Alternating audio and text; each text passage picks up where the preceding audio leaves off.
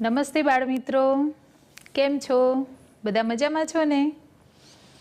આપણે શીખવાનું હવે ચાલુ કર્યું છે નવા વર્ષમાં, તો એ જ કાર્યક્રમને આગળ વધારીએ. તો આજે ફરીથી નવું કંઈક શીખવાની તૈયારી સાથે આપ સૌનું હું સ્વાગત કરું છું. અને આપણે આજના એપિસોડની શરૂઆતમાં જ ફરીથી એક સરસ મજાનું પહેલાં તો ગીત જોઈ લઈએ. એ ગીતમાં પણ સરસ મજાના નવા નવા જોડાક્ષરોવાળા શબ્દો આવે છે, જે તમારે ધ્યાનપૂર્વક સાંભળવાના છે અને પછી સાથે સાથે ગાન પણ કરજો. કાર્યક્રમ પૂરો થયા પછી પણ તમારે એને ગણગણવાના છે. જેવું આવડે, જેટલું યાદ હોય એટલું તમારે એ ગીતને ગાવાનો પ્રયત્ન કરવાનો છે, જેનાથી આવા જોડાક્ષરોના કથનનો મહાવરો થશે. બરાબર? હવે આપણે ગીત જોઈએ અને ત્યારબાદ આપણે આગળનો કાર્યક્રમ જોઈશું. તો બધાની નજર ટીવીની સ્ક્રીન ઉપર. બાળમિત્રો, અહીં જગદીશ જોશીની એક સુંદર કવિતા આપી છે. કવિતાનું નામ છે આવે. તો ચાલો આપણે આ કવિતા સાંભળીએ.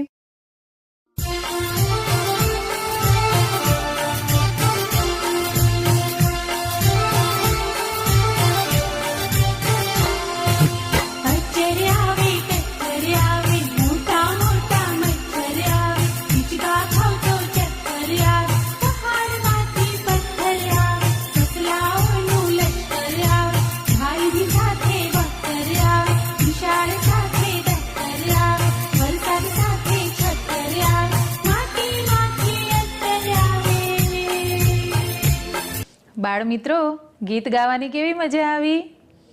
અચ્ચર આવે, કચ્ચર આવે, મોટા મોટા મચ્છર આવે. મજા આવી ને? તો બને એટલું ગીતને યાદ રાખવાનો પ્રયત્ન કરવાનો અને એને ગણગણવાનો પ્રયત્ન કરતા રહેજો.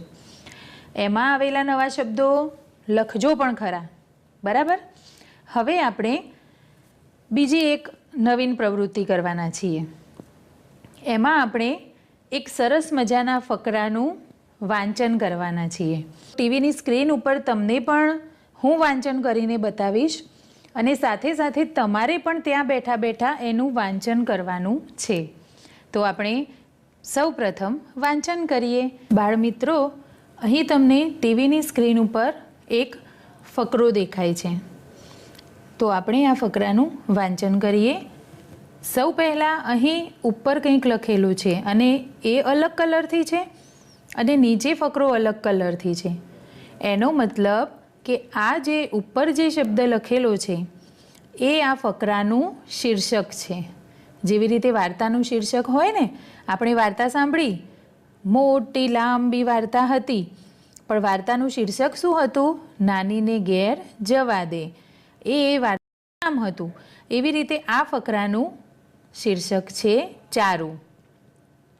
મારા પહેલાં બધાએ વાંચન કરી લીધું છે, તો ચાલો ફરીવાર વાંચો, ચારું. તો હવે આપણે ફકરાનું વાંચન કરવાની શરૂઆત કરીએ. તો પ્રથમ લીટીથી આપણે શરૂ કરીશું. બધાનું ધ્યાન અહીંયા. શબ્દોનું ચોખ્ખું સ્પષ્ટ ઉચ્ચારણ આપણે કરીશું અને બધા મારી સાથે વાંચન કરશે જ. ચારું આજે ખૂબ ખુશ હતી. તે કાલે પિકનિક પર જવાની છે.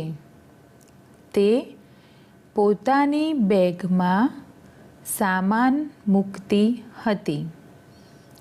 તેણે બેગમાં ખાવા પીવાનો સામાન મૂક્યો. પાણીની એક બોટલ મૂકી. થોડા ફળ મૂક્યા અને સાથે તેની મનપસંદ વાર્તાની ચોપડી પણ મૂકી. પછી વિચારવા લાગી, બીજું શું મૂકું? બાળમિત્રો, આનું ઉચ્ચારણ મેં અલગ રીતે કર્યું. કેમ? કારણ કે આપણે પ્રશ્નનું વાંચન કરી રહ્યા છીએ. તો પ્રશ્નનું વાંચન આપણે જેમ પ્રશ્ન પૂછતા હોઈએ એ જ રીતે કરવું પડે ને. તો ચાલો મારી સાથે ફરીથી એ જ રીતે વાંચન કરો. બીજું શું મૂકું? આ વિચારતા વિચારતા સૂઈ ગઈ. જ્યારે તે ઉઠી તો સવાર પડી ગઈ હતી. તે જલ્દીથી તૈયાર થઈ ગઈ અને પોતાના દોસ્તો સાથે પિકનિક પર ચાલી ગઈ. અહીં ચારુને પિકનિક પર જવાનું છે અને એના આગલા દિવસે એ જે તૈયારી કરે છે એની વાત અહીંયા કરેલી છે કે પહેલાં આપણે ફકરાનું વાંચન કરીશું અને પછી એને લગતા પ્રશ્નો જોઈશું. બાળમિત્રો, અહીં આપણને એક ફકરો દેખાય છે. ફકરામાં જે વિગત આપેલી છે આપણે સૌપ્રથમ તેનું માત્ર વાંચન કરી લઈએ. બરાબર? તો તૈયાર, બધાનું ધ્યાન અહીં. તો શરૂ કરીએ વાંચન. બિલાડી મ્યાઉ મ્યાઉ કરતી ઘરમાં આવી. અમુક બાળકો તો વાંચન નથી કરતા. ચાલો બધાનું ધ્યાન અહીં. અને ફરીથી આપણે આ પ્રથમ લીટીનું વાંચન કરીશું. બિલાડી મ્યાઉ મ્યાઉ કરતી ઘરમાં આવી. બચ્ચા એનો અવાજ સાંભળી એ તરફ દોડવા લાગ્યા. બિલાડીનું ધ્યાન પણ એમના તરફ ગયું. બધા બચ્ચા બિલાડીને તુરત જ વળગી પડ્યા. બાળમિત્રો, જો આ ફકરાનું હું તમને શીર્ષક આપવાનું કહું તો તમે શું આપશો? હા, બિલાડી આપી શકાય ને. તો આપણે બિલાડીની જે વિગત આપેલી છે એના ફકરાનું આપણે વાંચન કર્યું. હવે આપણે પ્રશ્નો જોઈએ. બાળમિત્રો, આપણે અહીં જે વાર્તાનું આપણે વાંચન કર્યું, બિલાડીની વિગત, એને લગતા આપણે પ્રશ્નો હવે જોઈએ. તો ચાલો સૌ પ્રથમ આપણે પ્રથમ પ્રશ્નનું વાંચન કરીએ. આપેલા ફકરામાં કયા પ્રાણીની વાત છે? પ્રશ્ન પૂછ્યો છે એટલે આપણે એનું વાંચન પ્રશ્નની રીતે જ કરીશું. ફરીથી વાંચીએ. આપેલા ફકરામાં કયા પ્રાણીની વાત છે? તો બોલો. ખૂબ સરસ, બધાએ એક સાથે જવાબ આપી દીધો. તો આપેલા ફકરામાં બિલાડીની વાત છે. બિલાડી પ્રાણી જ છે ને, અને આપણે ફકરાનું વાંચન કરી ચૂક્યા છીએ. તો કોની વાત હતી? બિલાડીની. તો આપણે અહીં લખી દઈશું બિલાડી.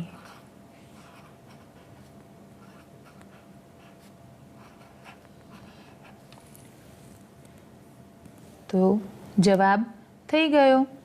હવે આપણે બીજો પ્રશ્ન જોઈએ. ફકરામાંથી જોડાક્ષરવાળા 2 શબ્દ લખો. અહીં પ્રશ્ન નથી એટલા માટે આપણે એનું વાંચન સીધી રીતે જ કરીશું, વાક્યની જેમ જ કરીશું. ફકરામાંથી જોડાક્ષરવાળા 2 શબ્દ લખો. તો સૌ પ્રથમ આપણે ફકરા તરફ નજર કરીશું. તો જોડાક્ષર હોય એવા શબ્દો શોધવાના છે.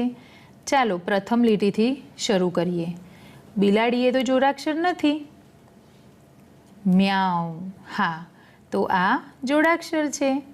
એના પછી બચ્ચા, ખરું ને. એના પછી લાગ્યા. આ લીટીમાં ધ્યાન. હવે બચ્ચા. જુઓ, અહીં જે જોડાક્ષરો છે ને એ અલગ કલરથી જ આપેલા છે. તો આપણે જે જોડાક્ષરો લેવા છે ને એની નીચે પહેલાં લીટી કરી દઈએ. તો અહીં તો આપણને બે જ શબ્દ કીધા છે, એટલે ટોટલ 1 2 3 4 5 શબ્દો છે, પણ આપણે એમાંથી બે જ શબ્દોનું લેખન કરીશું. તો પહેલો શબ્દ છે મ્યાઉ. તો આપણે અહીં લખી દઈશું, મ અડધો કરીશું, મ્યાઉ. અને બીજો શબ્દ છે ધ્યાન.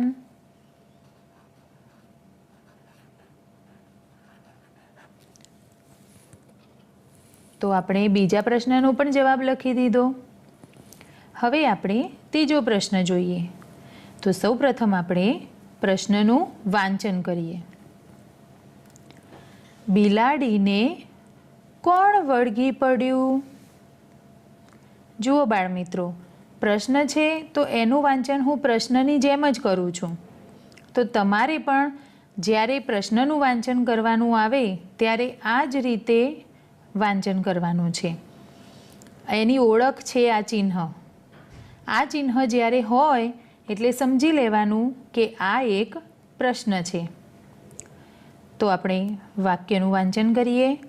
બિલાડીને કોણ વળગી પડ્યું? તો ચાલો આપો જવાબ. બિલાડી જ્યારે ઘરમાં આવી ત્યારે એને કોણ વળગી પડ્યું? વાંચન કરો તો ફરીથી.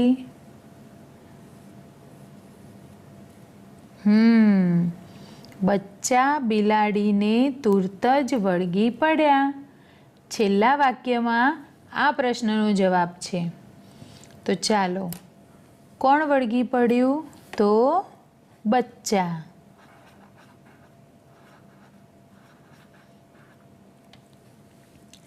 હવે આપણે છેલ્લો પ્રશ્ન જોઈએ. પહેલાં એનું વાંચન કરીએ. બિલાડી શું કરતી કરતી ઘરમાં આવી? તો એનો જવાબ તો પહેલા વાક્યમાં જ છે. બિલાડી મ્યાઉ મ્યાઉ કરતી ઘરમાં આવી. તો અહીં આપણે લખીશું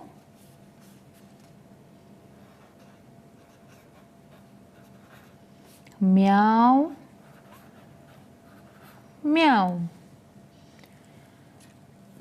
હવે આપણે એનો જે જવાબ આવતો હતો એ તો લખી દીધો, પણ એકલા શબ્દથી આપણે અહીં જવાબ આપવાનો નથી. તો આપણે પ્રશ્નને અનુરૂપ એનું વાક્ય અહીં નીચે લખી દઈએ. આ રીતે આપણે એના જવાબનું વ્યવસ્થિત રીતે લેખન કર્યું છે. હવે ફકરામાંથી જોડાક્ષરવાળા બે શબ્દ લખો, તો એમાં તો શબ્દો જ લખવાના છે જે આપણે લખી દીધા છે. હવે ત્રીજો પ્રશ્ન, બિલાડીને કોણ વળગી પડ્યું? તો આપણને જવાબ તો મળી ગયો છે બચ્ચા, પણ આપણે એને પ્રશ્નને અનુરૂપ જવાબ લખીશું અહીં. તો ત્રીજા પ્રશ્નનો પણ આપણે જવાબ લખી દીધો. હવે ચોથો પ્રશ્ન. તો આ રીતે આપણા પ્રશ્નોના જવાબ તૈયાર છે. બાળમિત્રો, આપણે બિલાડી વિશે ફકરામાં વિગત વાંચી, ત્યારબાદ એને લગતા જે પ્રશ્નો નીચે હતા એ પ્રશ્નોનો આપણે જવાબ આપવાનો પ્રયત્ન કર્યો. હવે આપણે જોડકણાનું વાંચન, ત્યારબાદ ખાલી જગ્યાઓ પૂરીશું અને એના પછી ફરીથી એવા જ બે પ્રશ્નો આપણે જોઈશું. પણ આ વખતે તમારે જવાબ આપવાનો ઝડપથી પ્રયાસ કરવાનો છે. તો જો શક્ય હોય તો નોટમાં જેમ બને એટલું લખવાનો પ્રયત્ન કરજો. અને હવે આપણે વાંચન કરીએ જોડકણાનું. જુઓ બાળ દોસ્તો, અહીં આપણને એક જોડકણું આપેલું છે. તો આપણે એનું પહેલાં વાંચન કરીએ, જે તમારે મારી સાથે કરવાનું છે. તો ચાલો પહેલી લીટીથી આપણે શરૂ કરીએ. વાહલી વાહલી મારી ગાય, વાછડા સાથે આવી ગાય, આમ તેમ ફરતી ગાય, ગળાની ઘંટડી વગાડતી ગાય, ચરીને જ્યારે આવતી ગાય, ઘેર આવી ભાંભરતી ગાય. કેટલું સુંદર જોડકણું છે. ફરી એક વખત આપણે એનું સુંદર પઠન કરીએ. ચાલો બધા મારી સાથે ગાશે, હા, બધા પઠન કરશે. વહાલી વહાલી મારી ગાય વાછડા સાથે આવી ગાય. આમ તેમ ફરતી ગાય ગળાની ઘંટડી વગાડતી ગાય. ચરીને જ્યારે આવતી ગાય ઘેર આવી ભાંભરતી ગાય. ખૂબ સરસ. બધાએ ખૂબ જ સુંદર રીતે મારી સાથે પઠન કર્યું છે. હવે આપણે એને જ લગતી ખાલી જગ્યાઓ પૂરવાની છે. 1, 2 અને 3 ખાલી જગ્યા આપેલી છે. જે જગ્યા છે ત્યાં કોઈ શબ્દ આપણે મૂકવાનો છે, પણ એ શબ્દ આપણે વિચારીને મૂકવાનો છે. પહેલાં આપણે વાક્યનું વાંચન કરીશું અને પછી વિચારીશું કે અહીંયા કયો શબ્દ આવશે. અહીં 3 શબ્દો આપેલા છે, તો જે જવાબ આવશે એ આ 3 શબ્દોમાંથી જ એક જવાબ અહીં આવશે. તો કયો જવાબ યોગ્ય છે એ પણ આપણે અહીં વિચારવાનું છે. તો ચાલો આપણે પહેલા વાક્યનું વાંચન કરીએ. ગાય આપણને ખાલી જગ્યા આપે છે. અમુક બાળકોએ તો જવાબ પણ આપી દીધો. તો પણ આપણે આ શબ્દો જોઈ લઈએ. પહેલો છે દૂધ, બીજો છે પાણી અને ત્રીજો છે ચા. તો ગાય આપણને શું આપે? હા, ગાય આપણને દૂધ આપે. તો સાચો જવાબ છે દૂધ. તો આપણે આ સાચા જવાબને અહીં લખી દઈશું.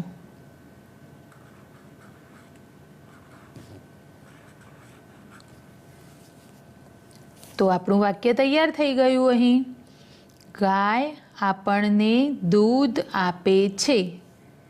હવે આપણે બીજું વાક્ય જોઈએ. વાંચન કરીએ પહેલાં. ગાયના ગળામાં ખાલી જગ્યા વાગતી હતી. આપણે જોડકણું ગાયા છીએ એટલે જવાબ તો તમને ખબર જ છે. તો પણ આપણે આ 3 શબ્દો જોઈ લઈએ. માળા, ઘંટડી, ટાઈ. તો આ 3 શબ્દમાંથી કયો શબ્દ અહીં આવશે જેથી આપણી જે ખાલી જગ્યા છે એક અર્થપૂર્ણ વાક્ય બને? તો ગાયના ગળામાં માળા મૂકીએ તો માળા વાગતી હતી? ના ભાઈ, એ તો નહીં આવે. ટાઈ મૂકીએ તો ગાય ટાઈ પહેરે? ના. તો જવાબ આવશે ઘંટડી. તો આપણે અહીં જે જવાબ શોધ્યો એને આપણે અહીં લખી દઈશું.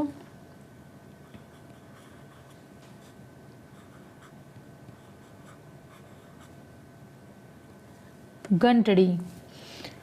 તો આપણે હવે એનું જવાબ સાથે વાંચન કરીએ. ગાયના ગળામાં ઘંટડી વાગતી હતી. આપણો જવાબ પૂરો. હવે આપણે ત્રીજું વાક્ય જોઈએ. વાછરડાને જોઈ ગાય ખાલી જગ્યા હોય છે. તો આપણે જોડકણામાં જોયું હતું. તો પણ આપણે એના જે 3 જવાબો આપણા આપેલા છે વિકલ્પો એ જોઈ લઈએ. ભાંભરતી, ખાતી, પીતી. હા, પોતાના વાછરડાને જોઈને ગાય ભાંભરવા લાગે છે. તો વાછરડાને જોઈ ગાય જવાબ આવશે ભાંભરતી હોય છે. તો ચાલો અહીં લખી દઈએ.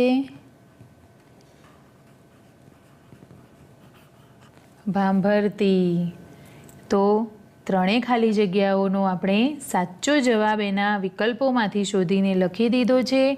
આપણે એક વખતે એનું વાંચન કરી લઈએ. વાછરડાને જોઈ ગાય ભાંભરતી હોય છે. તો બાળમિત્રો, આપણે 3 ખાલી જગ્યાઓનો જવાબ લખી દીધો છે. હવે આપણે જઈશું પ્રશ્નો તરફ. તો જેમ હમણાં આપણે પ્રશ્નોના જવાબ આપ્યા એ જ રીતે આપણે આ બંને પ્રશ્નોના જવાબ આપવાના છે. તો વાંચન કરો. ગાય કોની સાથે આવી છે? બોલો તો. જુઓ, આ જે બીજી લીટી છે એમાં આપેલું છે વાછડા સાથે આવી ગાય. તો આપણે અહીં એનો જવાબ લખી દઈશું. તો પ્રથમ પ્રશ્નનો જવાબ આપણે ખૂબ જ સરળતાથી આપી દીધો અને એનું લેખન પણ કરી દીધું. હવે વાંચન કરી લઈએ. તો ચાલો મારી સાથે બધાએ વાંચન કરવાનું છે. ગાય વાછરડા સાથે આવી છે. હવે આપણે બીજો પ્રશ્ન જોઈએ. બીજો પ્રશ્ન છે, ગાયના ગળામાં શું વાગે છે? ફરીથી વાંચન કરીએ. ગાયના ગળામાં શું વાગે છે? બોલો તો. જુઓ અહીં, ગળાની ઘંટડી વગાડતી ગાય. અમુક બાળકોએ તો તરત જ જવાબ આપી દીધો. તો જવાબ આવશે ઘંટડી.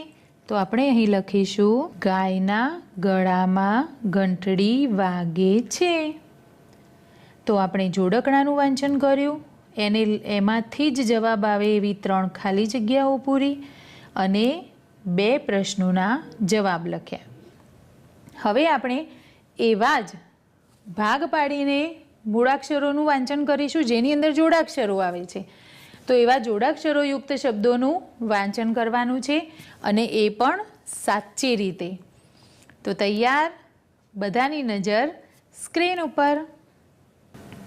બાળ દોસ્તો, મેં જે તમને વાત કરી કે આપણે શબ્દોના અક્ષરોને અલગ અલગ પાડીને નથી વાંચવાના, પણ જ્યારે તમે વાંચનની શરૂઆત કરો છો ત્યારે અલગ અલગ વાંચો જેથી એનું સાચું વાંચન થાય, પણ પછી એને સળંગ પણ વાંચવાનો આપણે પ્રયત્ન કરવાનો છે. તો આપણે અહીં થોડાક શબ્દો આપેલા છે, એ શબ્દોનું આપણે એ જ રીતે વાંચન કરીએ. બધાનું ધ્યાન અહીં. તો પહેલો શબ્દ છે ધ્યાન. તો પહેલાં એનું વાંચન કઈ રીતે કરશો? ધ્યાન. પણ જો આપણે રોજ આ જ રીતે વાંચન કરીએ તો એ વાંચનની રીત ખોટી છે. ધ્યાન. પણ અહીં જે નીચે સળંગ શબ્દ આપેલો છે એ કઈ રીતે વાંચીશું? ધ્યાન. ફરીથી ધ્યાન. ધ્યાન. બરાબર? એ જ રીતે આપણે આગળના શબ્દો જોઈએ. વસ્તુ. વસ્તુ. ખૂબ સરસ.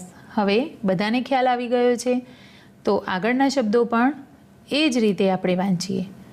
લાવ્યા. લાવ્યા. દોસ્તી. દોસ્તી.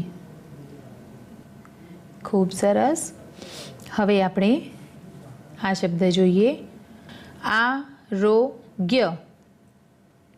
આરોગ્ય. અન્યાય. અન્યાય. કલ્પના.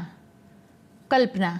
બાળ દોસ્તો, આપણે શબ્દોનું વાંચન કર્યું. તો ચાલો બધાની નજર સ્ક્રીન ઉપર. આપણે જોઈએ પહેલાં તો એક ચિત્ર. બાળ મિત્રો, આપને અહીં એક ચિત્ર દેખાય છે. ક્યાંનું ચિત્ર છે આ? હા, આ ચિત્ર છે રસોડાનું. રસોડું તો દરેકના ઘરમાં હોય. તો બાળ મિત્રો, આ જે ચિત્ર છે એ ચિત્રને બરાબર ધ્યાન જુઓ. એમાં શું શું દેખાય છે એનું ઝીણવટભર્યું અવલોકન કરો અને અવલોકન બાદ અહીં નીચે જે જગ્યા આપેલી છે ત્યાં આપણે એને લગતા વાક્યો લખવાના છે. તો આપ જોઈ શકો છો કે ચિત્રમાં શું શું છે. હવે આપણે લેખનની શરૂઆત કરીએ. તો દરેકે એક જ સરખું લખવાનું હોય એવું ન હોય. દરેક બાળક પોતાની રીતે આ ચિત્ર વિશે જુદું જુદું લખી શકે છે. તો તમને કોઈ બાળકને પહેલાં થાળી દેખાય એ થાળી વિશે વાક્ય લખે, તો કોઈ બાળક પહેલાં મમ્મી વિશે વાક્ય લખે. તો આ રીતે તમને જે વસ્તુ વિશે લખવું હોય એ વારા પરથી અહીં તમારે લખવાની છે. હું મારી રીતે લખું છું. પહેલું જ વાક્ય આપણે ચિત્ર વિશે લખી દીધું કે આ ચિત્ર શાનું છે? તો આ ચિત્ર રસોડાનું છે. હવે બીજું વાક્ય હું લખું. તો આપણે તો બીજું વાક્ય પણ લખી દીધું. મમ્મી રસોઈ બનાવે છે. પ્રથમ વાક્ય વાંચન કરીએ. આ ચિત્ર રસોડાનું છે. મમ્મી રસોઈ બનાવે છે. હવે બાકીનું જે અવલોકન છે એ તમે તમારી જાતે કરો અને અહીં બાકીના 2 વાક્યો તમારે લખવાના છે. 2 વાક્યો અહીં લખજો, આમાં ઉમેરજો અને એની નીચે તમારા ઘરના રસોડા વિશે પણ તમારે લખવાનું છે. તમારા ઘરના રસોડામાં જ બેસી જવાનું અને જે વસ્તુ દેખાય, જે કંઈ તમને લખવાની ઈચ્છા થાય એને લગતા વાક્યો બનાવીને તમારે લખવાના છે. બાળમિત્રો, આપણે ચિત્ર વિશે સરસ મજાનું લેખન કર્યું અને જે પ્રમાણે મેં તમને ગૃહ કાર્ય આપ્યું એ મુજબ તમે ચોક્કસથી લખજો અને વાલીઓને પણ વિનંતી કે બાળકોને આ માટે મદદ કરશે. હવે બાળકો, આપણે આજના એપિસોડમાં શું શું કર્યું? ગીત ગાયા, અચ્ચર આવે કચ્ચર આવે. આપણે ચારુવાળા ફકરાનું વાંચન કર્યું. એના પછી બિલાડીવાળા ફકરાનું વાંચન અને એને લગતા પ્રશ્નોના જવાબ લખ્યા. ત્યારબાદ આપણે ગાયના વાછરડાનું જોડકણું જોયું, એને 2 થી 3 વાર ગાયું, એને લગતી ખાલી જગ્યાઓ અને પ્રશ્ન લખ્યા. શબ્દોનું વાંચન કર્યું. શબ્દોનું વાંચન પહેલાં અલગ અલગ રીતે અને પછી સળંગ રીતે કર્યું અને પછી આપણે હમણાં ચિત્રનું અવલોકન કર્યું અને ચિત્ર વિશે આપણે લેખન કર્યું. અને નવેસરથી નવી પ્રવૃત્તિઓ, નવી લેખન સામગ્રી અને નવું કંઈક શીખવાની તૈયારી સાથે ફરીથી મળીશું. આવજો.